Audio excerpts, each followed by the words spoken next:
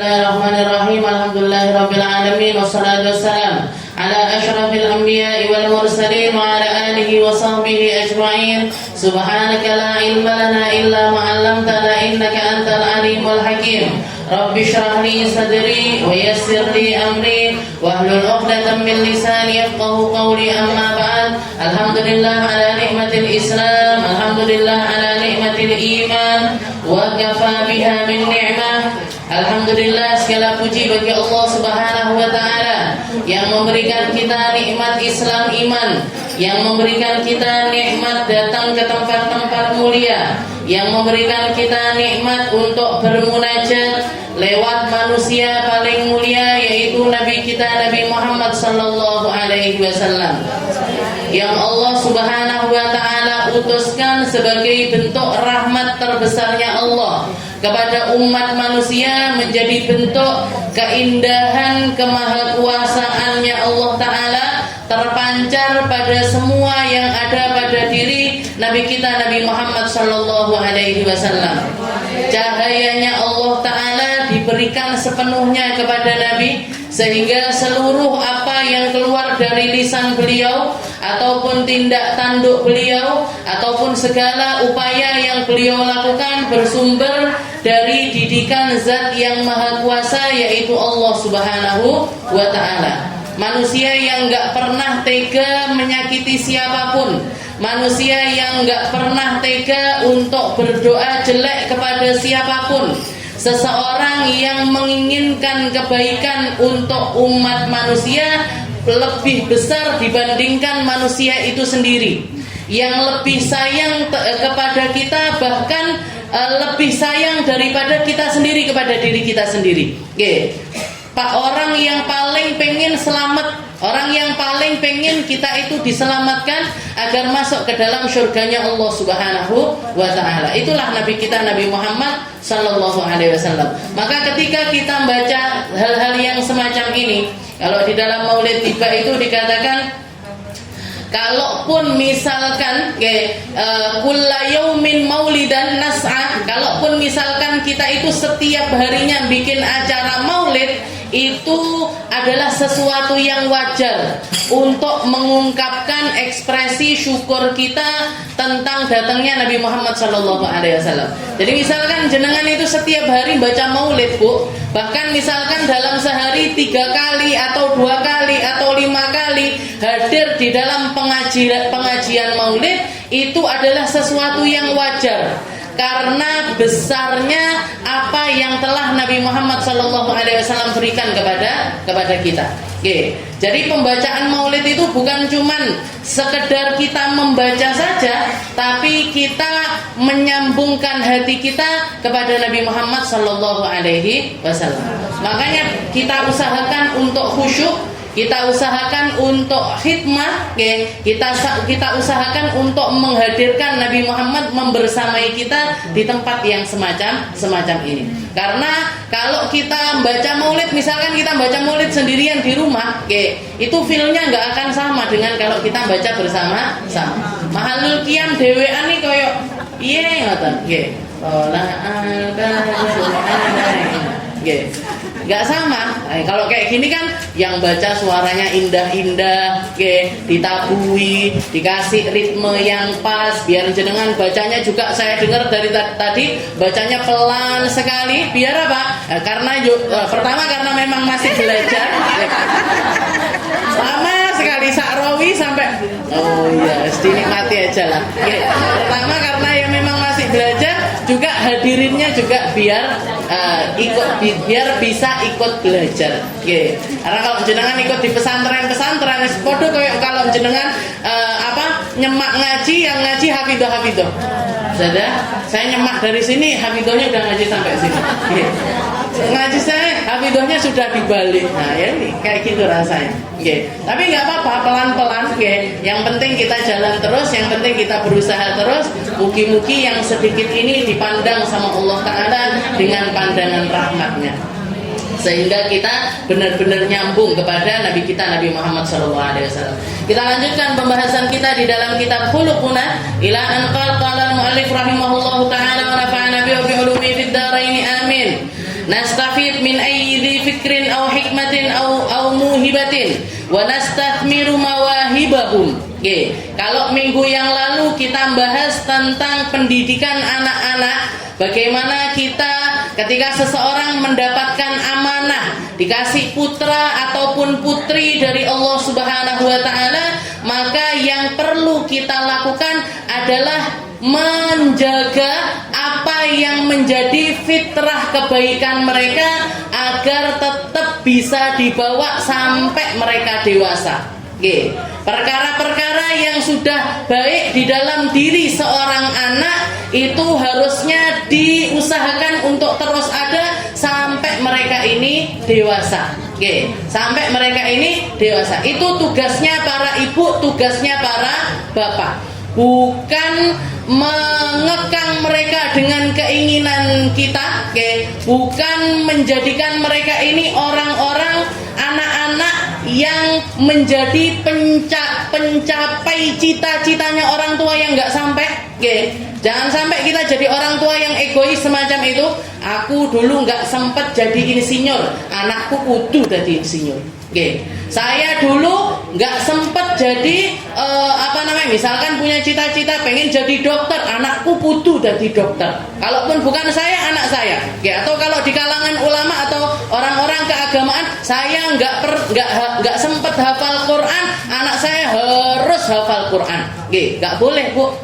Sesuatu yang semacam itu datangnya dari hawa nafsu.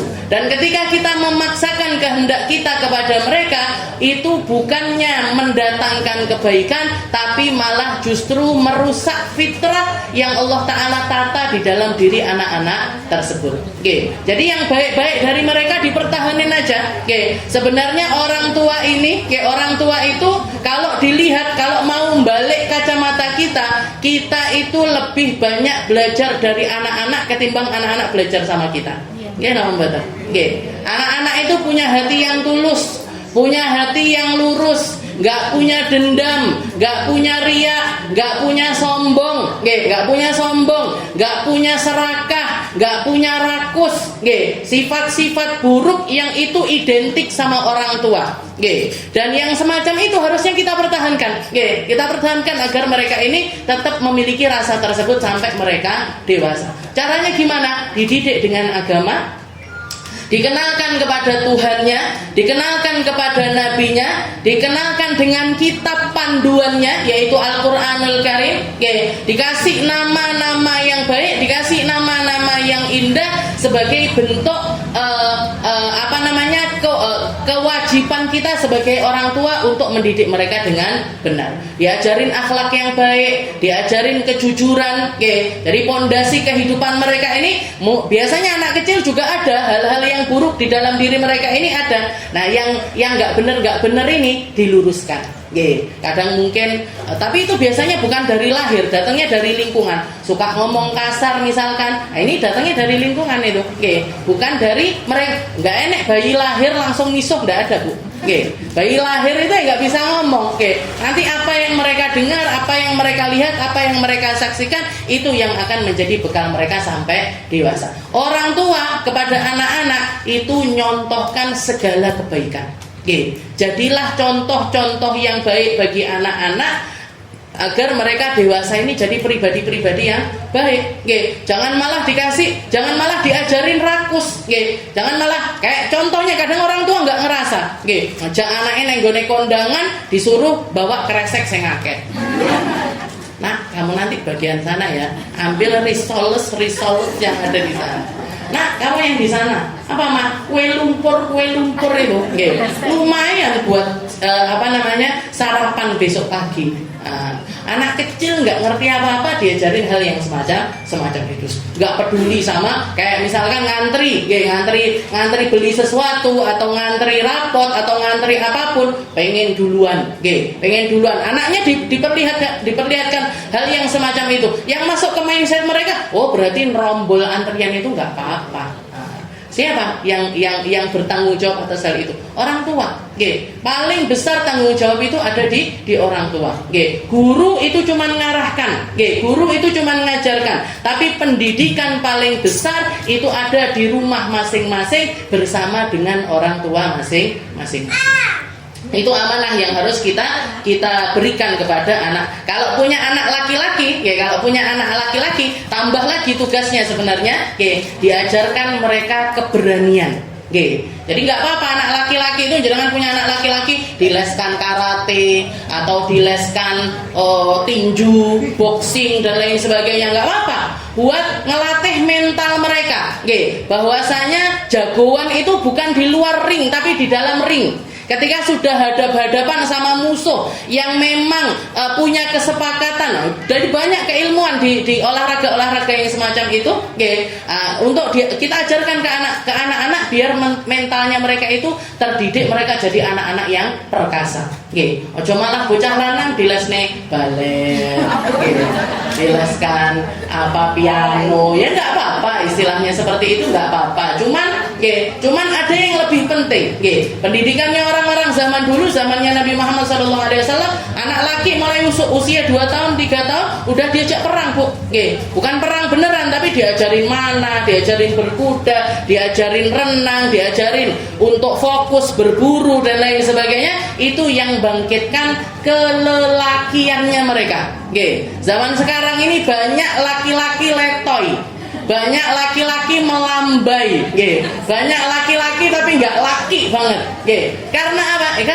Karena istilahnya mereka orang tua ini sudah tahu bibit-bibit yang nggak benar di dalam diri anak-anak itu. Mungkin dia agak cengeng atau agak lemah dan lain sebagainya, tapi nggak dibenerin secara langsung. Nggak dari kecil itu nggak langsung diarahkan. Akhirnya kebawa sampai dewasa.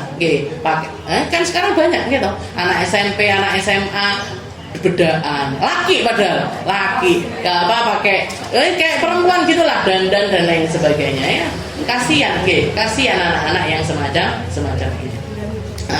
Kita lanjutkan sekarang ke faedah yang ke-21 dari khuluquna ma'a ibadi, di dalam akhlak kita kepada sesama. Habib Umar bin Hafid berkata, beliau nastafid min ayyi fikrin aw hikmah. Jadi kalau minggu yang lalu nomor 20, yang ini nomor 21. Beliau mengatakan nastafid min ayyi fikrin. Kita ini harusnya menjadi pribadi yang bisa ngambil faedah, bisa belajar dari siapapun, dari pemikir manapun, atau ahli hikmah manapun, atau orang yang memiliki bakat apapun. Pemberian dari Allah Subhanahu wa taala, boleh kita ini ngambil pelajaran dari orang-orang yang semacam itu. Jadilah orang-orang yang nggak pernah berhenti belajar. Jadi kalau Rasulullah SAW mengatakan talabul ilm minal mahdi ilal lahdi, orang itu belajar mulai dari dibuayan ibu sampai masuk ke liang lahat. Dan tanggung jawab ngajarin anak-anak ini bukan hanya setelah mereka usia 4 tahun, 5 tahun, enggak, Bu. Bahkan sebelum mereka ada di dalam perut kita, orang tua sudah harus memiliki pendidikan kepada anak-anak. Gimana caranya? Nikah yang baik, berkeluarga dengan cara yang baik, ijab qabul yang benar. Setelah itu maaf ketika berhubungan suami istri diniatkan dengan niatan-niatan yang baik. Ya Allah, saya minta, ya Allah, kalau saya Rabbi habli minas salihin, Rabbi habli min dzurriyyatin thayyibah. Ya Allah, kasih saya, kalau saya dikasih anak, ya Allah, kasih saya anak-anak yang baik, kasih saya anak-anak yang soleh, kasih saya anak-anak yang bisa menjadi penerus apa yang saya miliki. Kalau saya sujud, anak saya mugi-mugi juga ahli sujud. Niat-niatnya yang semacam itu ngaruh banget, Bu, sama kepribadian anak-anak kita setelah mereka ini dewasa. Jadi ketika mereka setelah lahir itu nanti hal-hal semacam itu sangat berpengaruh sekali. Apalagi kalau ibu lagi hamil, ibu-ibu lagi hamil, nah itu juga harus diajarin, diajarin jangan malah dituruti apa yang menjadi kemauan dirinya, tapi kita fokuskan juga pendidikan ke anak-anak, ngomong yang baik, makan yang baik, berkomunikasi dengan orang-orang sekitar dengan cara yang baik, itu semuanya juga berpengaruh dengan kepribadian anak-anak kita. Jadi minal mahdi, bahkan nanti di buayan juga gitu, ketika jangan gendong-gendong mau Nina bubuin, jangan cuman baca Nina bubu, Nina bubu, Nina bubu, jangan cuman gitu. Tapi kalau dulu guru-guru saya ngelihat mereka itu nimang-nimang, jadi istilahnya di rumah itu siapa yang bagian nimang-nimang bayi-bayi, cucu-cucunya Hubabah atau anak-anaknya Hubabah, itu selalu yang dibaca itu la ilaha illallah. Jadi nimang-nimang itu la ilaha illallah, la ilaha illallah. Misalkan anaknya namanya Sofia gitu, la ilaha illallah, Sofia waliullah. Jadi nadanya doanya beliau itu, harapannya itu seperti itu. La ilaha illallah, la ilaha illallah, la ilaha illallah, Fatimah waliullah. Misalkan namanya Fatimah waliullah, namanya Ali waliullah. Jadi dari masih ditimang-timangi wis diharap-harapkan untuk jadi wali.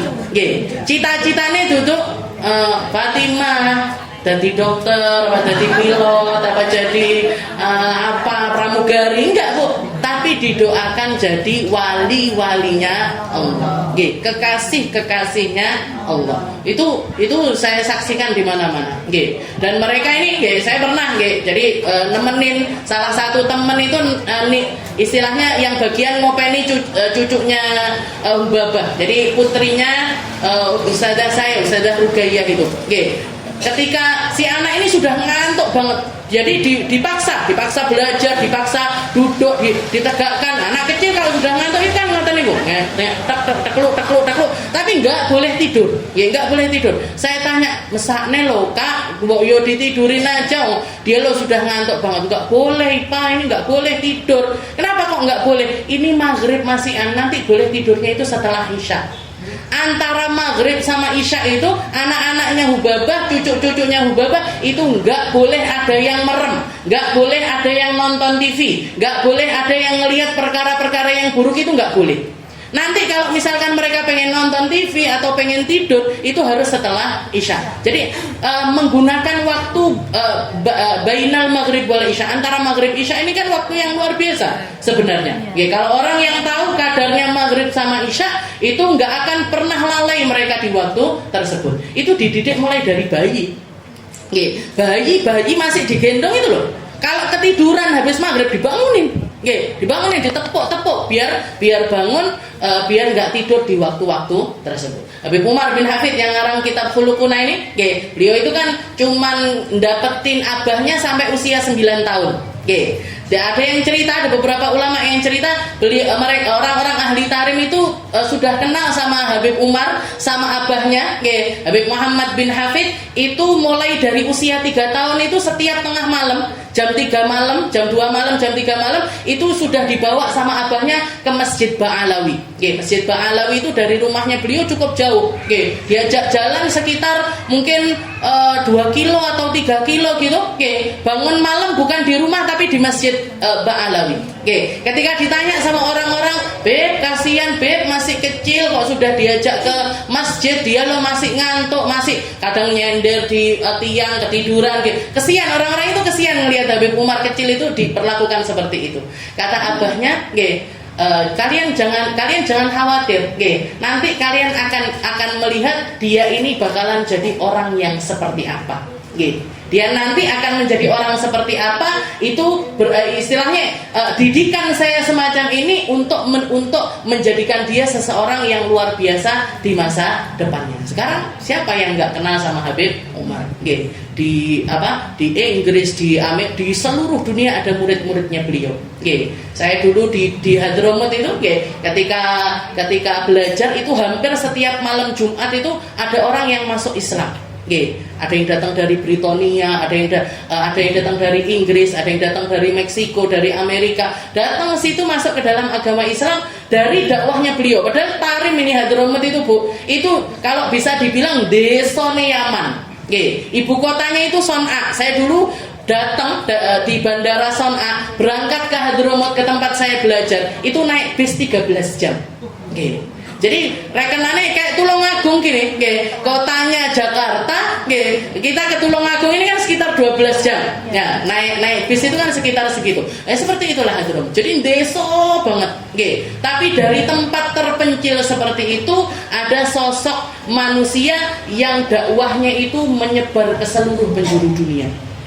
Ke seluruh penjuru dunia, bukan cuma Indonesia atau tempat negeri-negeri mayoritas Islam, tapi ke tempat pelosok-pelosok itu semuanya ada murid-muridnya Habib Umar di Australia, ada murid-muridnya beliau New Zealand dan lain sebagainya. Jadi pendidikan itu luar biasa berpengaruh. Pendidikan anak, dan itu asal muasalnya dari mana? Asal muasalnya dari kesalehan dan kesolihahan orang tuanya. Makanya dibilang baiknya orang tua itu tumus ke anak. Kalau dia orang baik, anak-anaknya insya Allah dijaga jadi anak-anak yang baik sampai 7 turunan. Kalau orang tuanya sudah nggak baik, anak-anaknya ini nuruni keburukannya juga sampai 7 turunan. Naudzubillah min dzalik. Jadi di sini nastafid min aidhi fikrin. Hal yang harus ada di dalam diri kita adalah jadilah orang-orang yang ngambil faedah dari siapapun. Kalau Sayyidina Ali pernah mengatakan, ambil hikmah walaupun keluar dari mulut anjing sekalipun. Ambillah kebaikan meskipun kebaikan itu keluar dari mulutnya anjing sekalipun. Kalau yang diucapkan ini ucapan yang benar, ucapan yang bisa diambil kebaikannya, maka ambil. Undur maqal wala tandur manqal. Katanya Sayyidina Ali, beliau juga mengatakan kalau tentang ilmu, ambil apa yang dia lihat apa yang dia ucapkan, gak usah lihat siapa yang mengucapkan. Lihat apa yang diucapkan sama orang, gak perlu kita ngelihat siapa orang yang berbicara tentang hal tersebut. Jangan akan dapat ilmu, akan dapat banyak ilmu ketika kita menjadi hamba-hamba yang semacam itu. Sayyidina Ali juga pernah mengatakan, katanya beliau, ta'allam, wahai manusia, belajarlah kalian. Karena nggak ada satupun perkara di dunia ini kecuali harus dilandasi dengan ilmu. Jangan ngapain aja kalau punya ilmunya akan jadi mudah. Gitu. Mau jilbaban, nggak ngerti ilmunya jilbaban penak. Kita nulis, kalau ngerti ilmunya nulis gampang. Jangan mau bangun rumah, kalau ngerti ilmunya bangun rumah nggak akan dibodoh-bodohin orang. Nggak akan istilahnya dibikin begini begitu dan lain sebagainya. Jadi belajarlah, ta'allam hatta takun aliman. Katanya Sayyidina Ali, kun aliman, jadilah kalian ini orang alim. Jadilah orang yang berilmu. Kalau nggak bisa jadi orang berilmu, au muta'alliman, maka jadilah orang yang belajar ilmu. Jadi jadilah orang berilmu. Kalau nggak iso dadi wong berilmu, wis kadung ustazah, kadung 40 tahun, 50 tahun, nggak sempat mondok, TPQ ae yo kadang bolos-bolos, sekolahnya dulu nggak bener, belajar agamanya ustazah, nggak sempat ini, jadi alim ini nggak sempat mondok, nggak sempat pesantren dan lain sebagainya. Maka jadilah muta'alliman, jadilah orang yang belajar ilmu. Jadi bukan berarti saya sudah umur 40 tahun saya nggak usah belajar lagi. Pokoknya sholat saeneke, wudu saeneke, puasa saeneke. Jangan. Tetaplah belajar tentang ilmunya Allah Taala tersebut. Au katanya Imam Ali, au mustami'an. Kalau nggak bisa jadi santri, kalau nggak bisa jadi orang yang serius belajar, maka jadilah para pendengar ilmu. Jadilah para pendengar ilmu. Bedanya apa Ustazah muta'alliman sama mustami'an? Orang yang belajar sama orang yang mendengarkan ini apa bedanya? Jelas beda, Bu. Lek orang belajar itu ngaji nggawa buku, nggawa pulpen, fokus, sudah ngomong apa dicatat, apalagi dicatat. Nah, itu namanya santri. Jangan paling banyak nemuin itu di pesantren-pesantren, kemana-mana bawa buku, kemana-mana bawa pulpen, ada faedah-faedah ditulis-tulis. Kitab-kitab mereka itu biasanya kitab-kitab kuning. Setelah tulisannya cilik, saya ada notes-notes lagi di sebelah-sebelahnya. Nah, ini santri tenanan kayak gini. Lek sing setengah santri, yo keri mang SBN lah. Apa nih ya mang? Sembuh. Nah itu berarti santri separuh. Yang enggak santri, namanya mustami'an. Apa? Ngaji kuping. Ngaji kuping. Ngrungokne. Kayak yuk. Nanti keluar ditanya, Ustazah Aminah ngomong apa tadi? Pokoknya ngono. Cerita sapa? Kayak kuwi karo kuwi. Tenan apa ndak? Sembuh lah, sampean melok ae mingguan. Nah, ini namanya apa? Ngaji kuping. Nah, kalau bahasanya Sayyidina Ali, mustami'an, para pendengar ilmu. Para pendengar ilmu. Apa enggak baik Ustazah yang kayak gitu? Ya baik. Ya baik, istilahnya timbangannya ndak belas sih panggah apik mustami'an.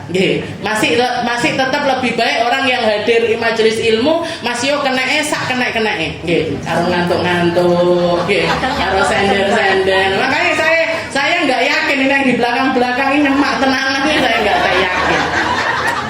Paling ya ngaji kuping banget bisa. Ngaji kuping sudah ngaji kuping tok. Paham mbuh lah, nggak paham yo sembuh lah. Ini prinsipnya para mustami'an.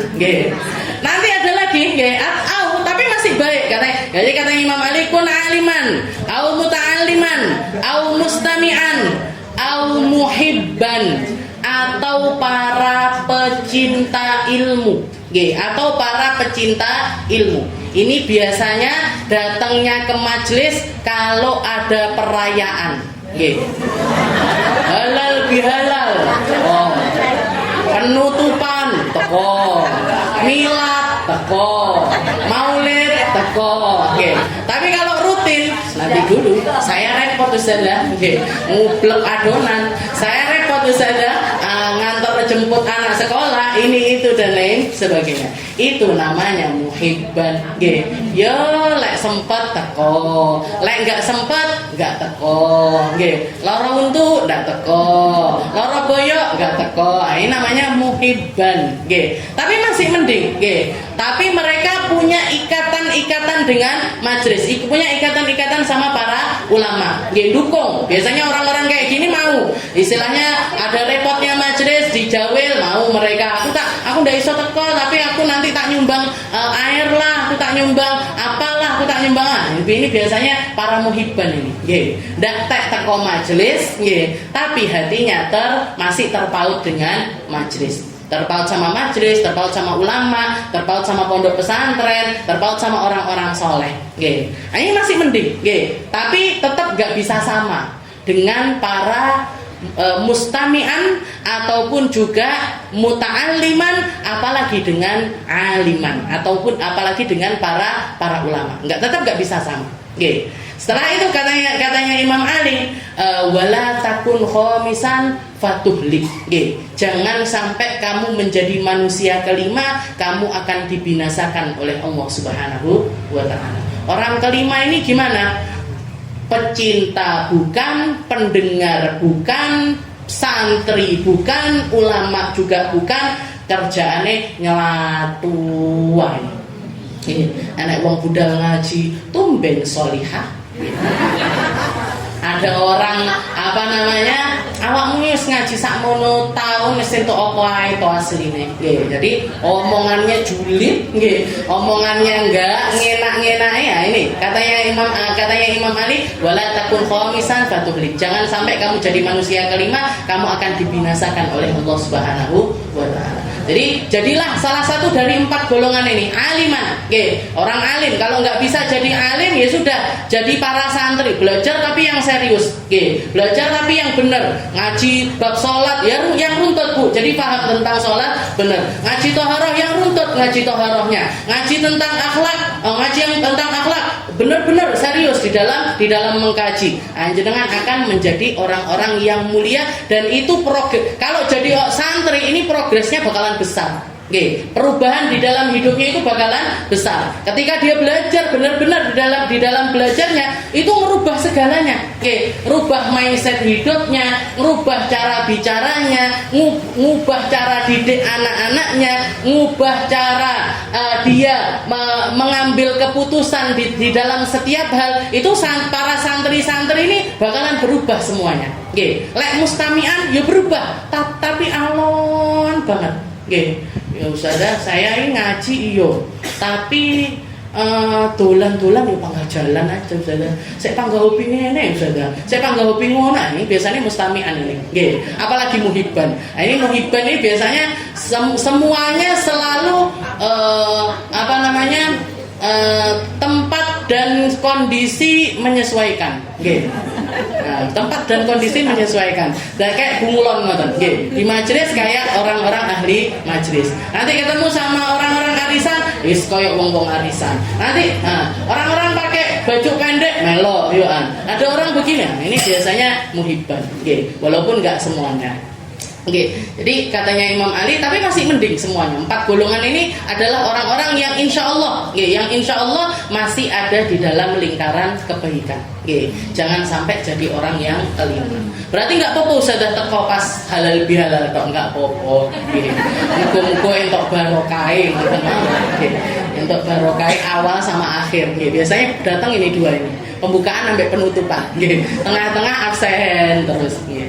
Nastafid min aidi fikrin aw hikmah aw muhibah wa nastafmir mawahibah. Jadi kita belajar ini dari semua orang. Orang-orang besar, orang-orang mulia itu mereka orang-orang yang banyak sekali belajar dari orang lain, dan mereka nggak pandang bulu siapa yang mereka ambil hikmah, siapa yang mereka ambil faedah ini, mereka nggak memikirkan tentang hal tersebut. Yang terkenal atau yang banyak dibicarakan orang adalah Imam Syafi'i. Imam Syafi'i itu beliau kemuliaannya, salah satu hal yang menonjol dari beliau itu banyaknya guru yang beliau miliki. Banyaknya guru-guru yang beliau miliki. Bahkan orang-orang yang biasanya para ulama besar itu nggak ngambil ilmu dari mereka, Imam Syafi'i itu menganggap mereka sebagai guru. Di antaranya Sayyidah Nafisah, kuburannya ada di Mesir. Sayyidah Nafisah ini cucunya Rasulullah SAW dari Sayyidina Husain. Beliau itu salah satu keluarganya Nabi yang hijrah ke negeri Mesir. Jadi dulunya tinggal di Madinah, pindah ke negeri Mesir. 5 tahun setelah Sayyidah Nafisah tinggal di Mesir, Imam Syafi'i datang ke Mesir. Dulunya beliau di Baghdad, pindah ke Mesir. Setelah itu beliau dengar banyak hal tentang Sayyidah Nafisah. Sayyidah Nafisah ini terkenal dengan keilmuannya, terkenal dengan wibawanya, terkenal dengan kewaliannya. Bahkan pernah Sayyidah Nafisah, salah satu keramatnya Sayyidah Nafisah, dan beliau kalau doanya mustajab. Salah satu hal yang karomahnya beliau yang banyak disaksikan orang, ada salah satu tetangganya Sayyidah Nafisah ini orang Yahudi, punya anak lumpuh, punya anak nggak bisa jalan. Ketika orang tuanya ini mau pergi ke suatu tempat, mereka nitipkan anaknya yang lumpuh ini di tempatnya Sayyidah Nafisah. Titip sehari mungkin istilahnya, nanti kalau sudah pulang diambil lagi. Ketika tinggal di rumahnya Sayyidah Nafisah atau nginep di rumahnya Sayyidah, karena nggak bisa jalan, jadi digeletakin aja di atas kasur kelempekan istilahnya seperti itu, dibiarin gitu aja. Nah, dikatakan tempat tidurnya si anak kecil ini dekat sama tempat wudunya Sayyidah Nafisah. Beliau setiap kali sholat wudu, sebelumnya kan wudu dulu. Air yang dipakai wudu ini sempat nyiprat di badannya si anak kecil itu tadi. Sekali tok, jadi beliau wudu, airnya ini nyiprat ke badannya si anak itu tadi. Qadarullah biidznillah, atas izinnya Allah Ta'ala sembuh dari kelumpuhannya. Jadi orang tuanya datang ngelihat anaknya udah bisa berdiri. Ngelihat anaknya sudah bisa berdiri, ditanya sama Sayyidah Nafisah, "Wahai Sayyidah Nafisah, anak ini jenengan apain? Saya sudah ngobatin dia ke mana-mana, nggak sembuh-sembuh. Lah kok nginep di rumahnya jenengan nggak sampai sehari kok dia sembuh dari lumpuhnya?" Katanya Sayyidah Nafisah, "Nggak tak apa-apain. Nggak aku apa-apain anak-anakmu ini, cuman beberapa kali ketika aku wudu air ini nyiprat ke badan si anak itu dan Allah Ta'ala memberikan kesembuhan kepada anak tersebut." Akhirnya masuk Islam sekeluarga. Anak itu, orang tuanya yang Yahudi itu semuanya masuk Islam di tangannya Sayyidah Nafisah. Sejak saat itu beliau jadi termasyhur. Dulunya itu orang selenting datang belajar itu cuma dikit-dikit. Sejak saat itu akhirnya berbondong-bondong orang, ada yang minta doa, ada yang mau belajar, ada yang mau nanya ini itu dan lain sebagainya.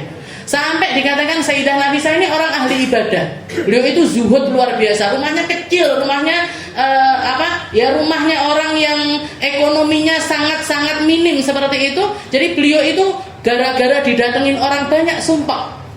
Sumpah, saya jadi nggak bisa ibadah, saya nggak bisa sholat, saya nggak bisa baca Al-Quran. Akhirnya beliau memutuskan untuk pindah balik ke Madinah. Memutuskan untuk balik pindah ke Madinah. Ketika beliau mau berangkat, di demo sama orang sak Mesir. Orang sak Mesir ini demo, jangan pergi Sayyidah Nafisah, jangan pergi. Beliau tetap mau pergi.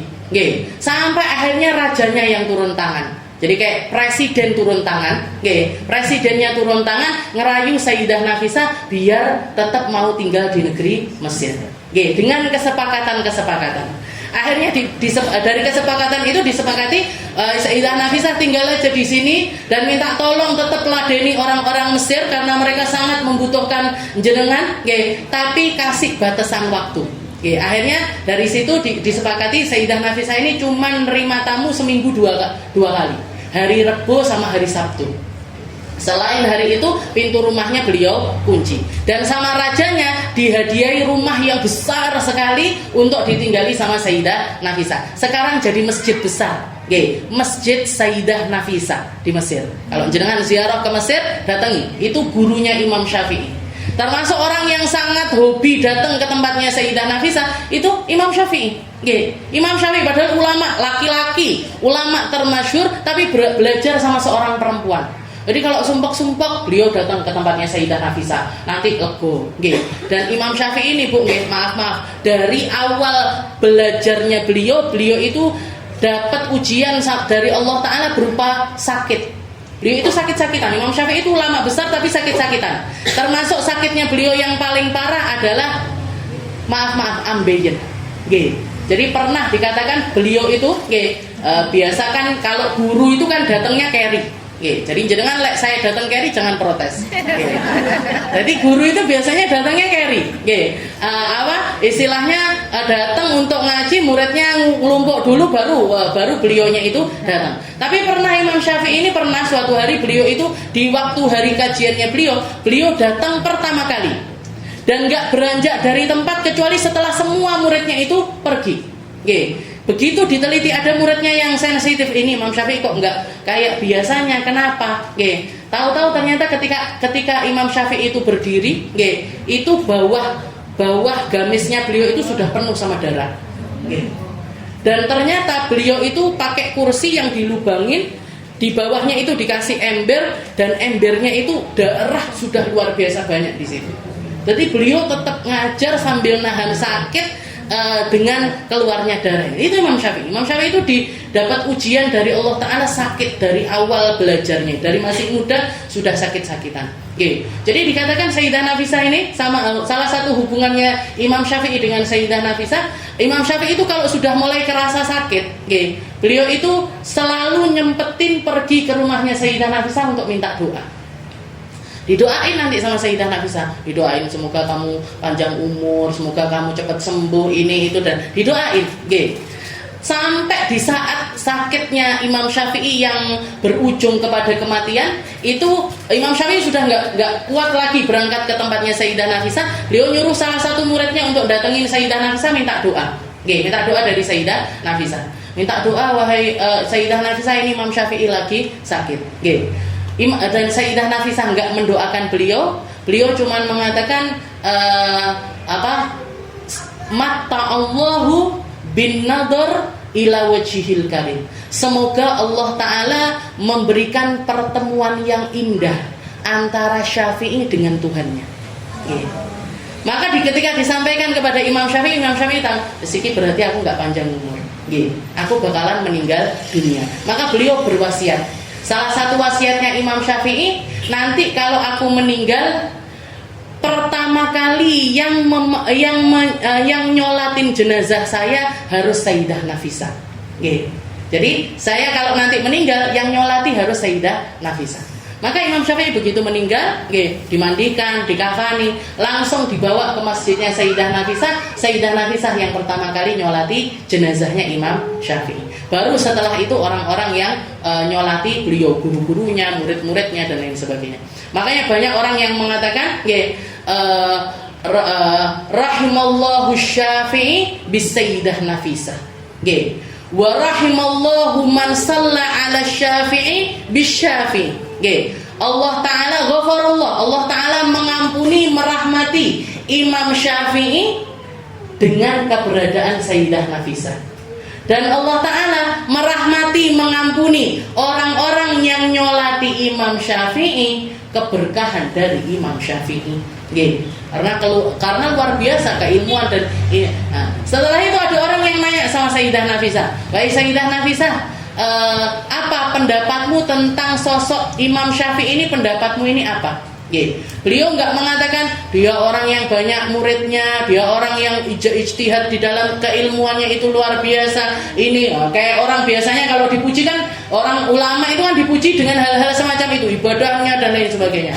Sayyidah Nafisah ketika ditanya, beliau cuma mengatakan, "Huwa rajulun hasuna wudu'uhu."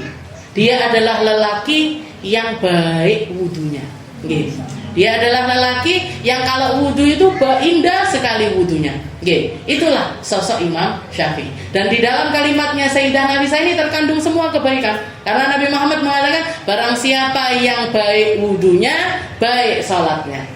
Orang yang baik salatnya akan diperbaiki seluruh urusan dunia akhiratnya sama Allah Subhanahu wa Ta'ala.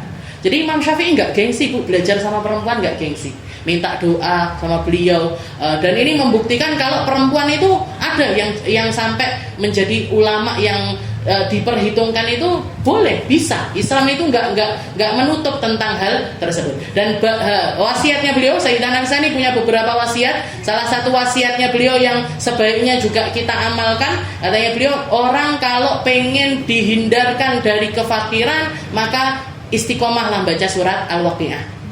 Kalau bisa setiap sore habis asar itu baca surat Waqiah, insya Allah Allah Ta'ala menghindarkan orang tersebut dari kefakiran.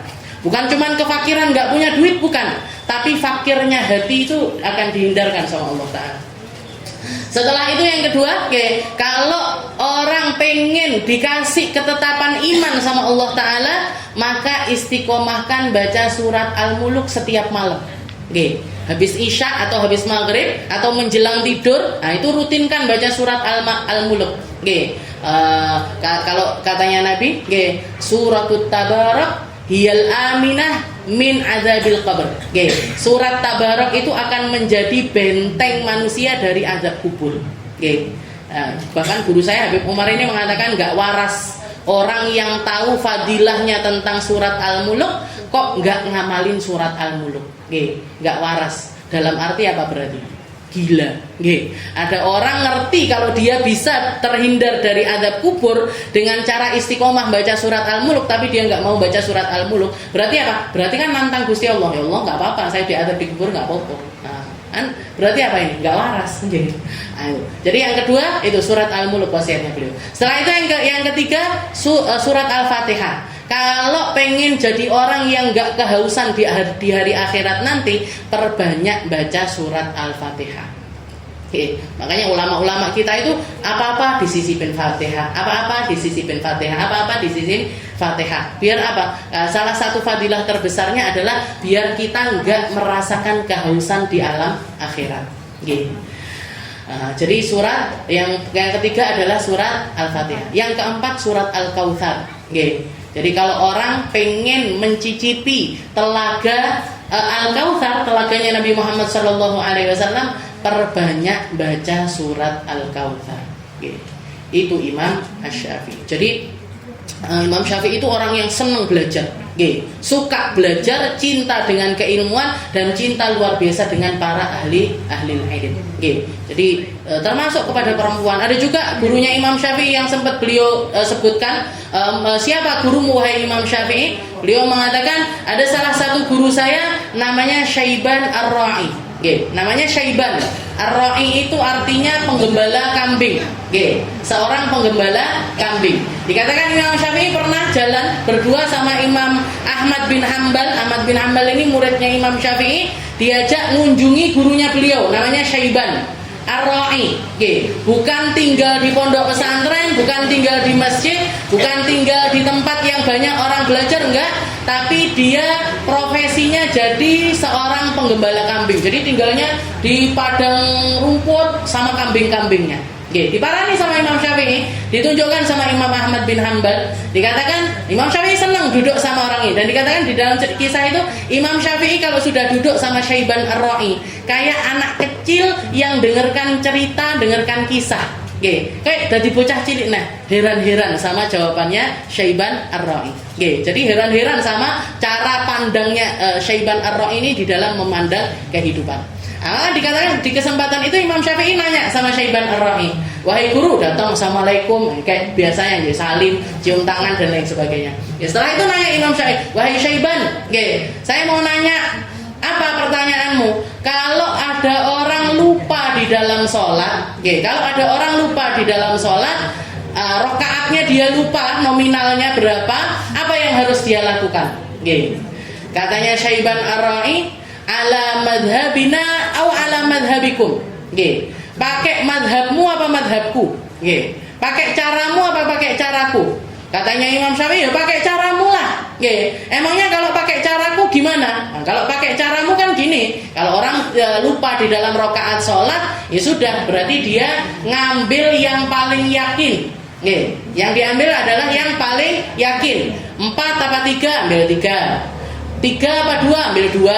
1 apa 2? Ambil 1. Nah, nanti ditutup dengan sujud sahwi sebelum salam. Nah, ini mazhabnya orang ahli dohir. Orang pakai hukum syariat dohir itu kan seperti itu. Lupa rakaat sholat, ambil yang yakin, habis itu disempurnakan sholatnya sebelum salam sujud sahwi. Setelah itu Imam Syafi'i nanya, wa ala madhabikum, kalau atas madhabmu gimana caranya? Katanya Syaiban Ar-Ra'i, orang lagi sholat ngadep Allah Subhanahu wa ta'ala kok bisa lupa, itu adalah sebuah kekurangan ajaran yang luar biasa. Dan kalau di dalam mazhabku, kalau sampai ada orang lalai di dalam sholatnya, dia harus dihukum dengan hukuman pertama, setahun penuh harus puasa dia.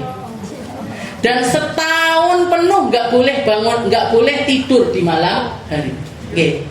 Ini kalau kita pakai mazhab ini, Bu, nggak karu-karuan. Utang sholat biro, utang bangun malamnya berapa, utang puasanya berapa. Ini orang-orang ahli batin itu di dalam mendidik dirinya menuju Allah Ta'ala, menuju keistiqomahan di jalan Allah Ta'ala itu seperti itu. Jadi kalau mazhabmu simpel kayak orang-orang syariat kayak kita ini, lali, ya wis lali, sholat lali kayak biasa banget kita. Sholat kepikiran yang lain, sholat mikir sesuatu yang lain. Bahkan ketika sholat, sing lali-lali kelingan kabeh. Wis dinget apa urung jangane, bari ki arep goreng tempe, bari ki arepe nyepakne makme bojo dan eling kabeh kalau ketika sholat. Kalau mazhabnya kita kan gampang, ya udah ambil yang yakin 4, 3, ambil yang 3 nanti ditutup sama sujud sahwi. Kalau mazhabnya Syaiban Ar-Ra'i, beliau kalau kita dengar jawabannya Syaiban Ar-Ra'i, pantas Imam Syafi'i sampai gede-gede sama cara jawabnya Syaiban Ar-Ra'i.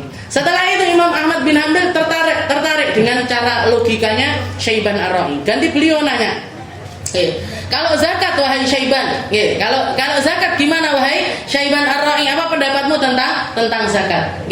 Katanya, ini kambing punyamu wahai Syaiban. Iya, ini kambing punya saya semua.